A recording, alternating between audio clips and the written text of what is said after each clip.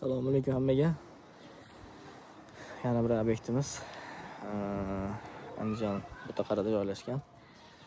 Bu yerda g'ish uradigan ustunlar to'g'risida ozgina fikr almashmoqchiman. Mana shu joyda mana ko'rib turibsizlar. Juda mahoratli ustakalarimiz ishlashgan. Ko'ryapsizlar, mana g'ishni holati, birorta sho'r chiqqan joyi yo'q. Bino 3 yil bo'lgan, g'ish urilganiga. Va mana figuralarni ko'rib turibsizlar. Bu mana kirish qismi. Darvozaxonamiz. Oxirigacha mana 4 soatlik joyda uzunasigacha 20 metr bo'ladimi? 20 metr mana oxirigacha navis qilingan-da. Endi bu joyda mana bu ehsonlarda boshqada foydalansa bo'ladi. Stol qo'yib, hammalar bunaqangi stol so'rib qo'yib o'tirsa ham bo'ladi. Endi bu yana hovli, bu alohida.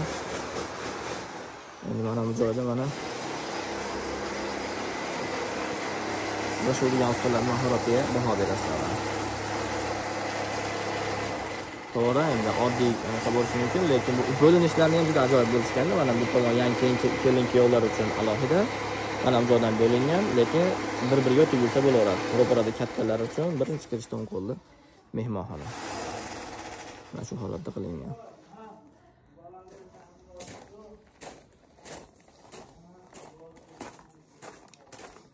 Bo'linishlarni ham ko'rsatib o'taman. Bu yerda podval. Podvalga biz katani joylayapmiz. Darvozadan kirishda birinchi bu yerda sanuzel. Mehmonlar uchun qo'l ichida qo'l tahoratlari bilan bo'ladi. Ha, bu mehmonxonaga kirish qismi. Qo'yoq zal tepaga yetadi, mehmonxona albatta kiriladi. Bu birinchi asosiy kirish qismi bo'ladi. Endi bu joydan misol ayollar kirib, bu tomon erkaklar mehmonlar joylasa ham bo'ladi. Kattalar uchun bular umumiy kirish qismi. Naryoqda ham kirish qismi bor. Bu shu yangi kelin-kuyovlar uchun alohida ichida yotoqxonasi, mehmonxonasi, sanuzellari bor. Asosiy kirish qismidan kirganda mana biz uzun koridor, biz bu yerga mana radiatorlarimizni joylayapmiz. To'plik ham qilinadi. Shuning uchun ozgina masofa tashlab ketilgan to'plik uchun. Kirganda bu joyda yotoqxonaga yaqinroq sanuzel joylangan. Bu joyda alohida shu tomon uchun kuxnya o'zi uchun alohida. Mana shunaqangi ozgina foli bilan mana bu joyga mebel qilamiz deyishdi. Sanuzelga yaqinroq kattalar yotoqxonasi. Kattalar yotoqxonasi ham razmer juda zo'r holatda. Mana to'riga 5 metr qilib qilingan. Dimoxodlarini ham chiroyli qilib qilishgan. Derazalari ham katta yop-yorug' bo'ladi xolos. O'zbekcha elektr joylayapmiz. Buni yonida mehmonxona. Mehmonxonaga ham koridordan kirsa bo'ladi. Alohida mana tashqaridan birinchi ko'rsatib o'tgan joyim tashqaridan kirish joyi. Buni orqasida sanuzel bor. Bu mehmonlar uchun alohida kirish joyi. Misol ichkarida oila yashasa ham xalaqit bermaydi. Kirib, mehmon bemalol kuzatib, tahoratxonaga chiqib, tahoratini olib, bemalol mana shu yerda mehmon kuzatsa bo'ladi. Bu endi hozir videoda uncha ko'rinmayapti.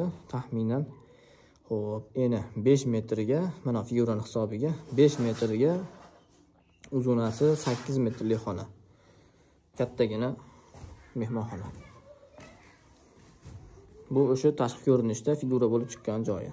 Bu endi tashqi ko'rinish dizayn uchun ham berilgan, lekin remontda ham juda ajoyib chiqadi. Chiroyli qilib remont qilinsa, xudo xolasa.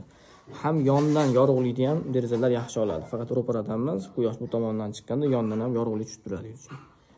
Otayotganda ham bu tomondan tushib turadi.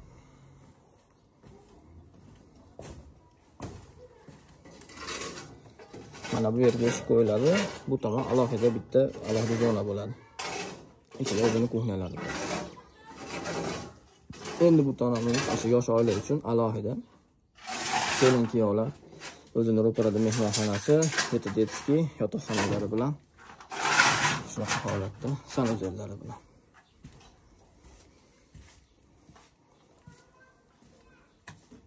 Bu joyda mana sanuzellar.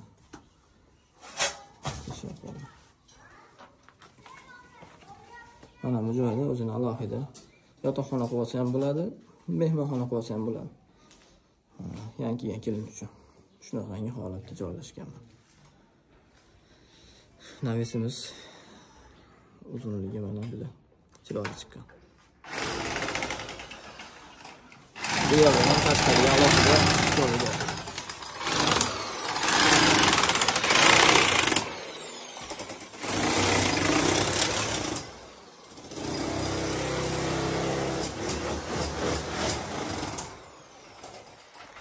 Agar shu video planovkasi yoqqan bo'lsa,